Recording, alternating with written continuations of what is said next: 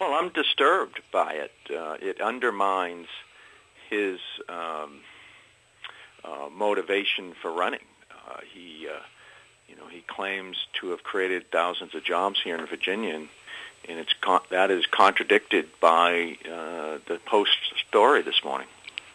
And I wonder what about it specifically that you are concerned with. I read the article, and obviously there's some questionable discussions about the way that he's raised his money, but I don't know if you could make the argument that he wasn't a successful businessman. Do you think that it's the tactics, the way that he's gone about raising and earning money over the course of his private career that concerns you? Well, it disturbs me when executives take millions of dollars and then employees are left out in the cold, and that is a record that we cannot have here in the Commonwealth of Virginia. We must genuinely work to get people back to work and strengthen our economy. Now, this, of course, isn't the first Washington Post article that it has looked critically at the candidate running for governor. You yourself were the subject of a Washington Post article connecting you and your brother's campaign contributions, or your campaign contributions and your brother's work in the House. Do you think that these two articles are in comparison at all? How would you answer the questions made in that? I'm very proud of the support I've received from Virginia businesses with true Virginia employees. I'm now, it appears I'm the only candidate running for governor who has actually created jobs in Virginia.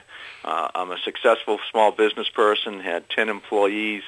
I knew their names. They were paid every 2 weeks. So I'm very proud of that, and apparently I'm the only one who has successfully done that in Virginia.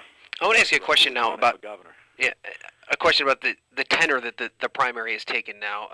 At one point you guys were all very cordial to one another, and it seems in this last debate and now through these series of articles that it's definitely gone to more of a competitive and almost negative light. Do you think that that's a problem? I know that McAuliffe in particular has talked so much about not criticizing other Democrats. Do you think it's necessary to do that at this stage of the campaign now that you're so close to voters going to the polls? Our records, I'm running as a successful legislator. That is a record that my opponents have challenged. I'm going to challenge Mr. McAuliffe's record of creating thousands of jobs. Apparently the Washington Post article today doesn't think he has. So our records are important. I'm running on a record of fighting for Virginians as a prosecutor, legislator, and Democratic leader.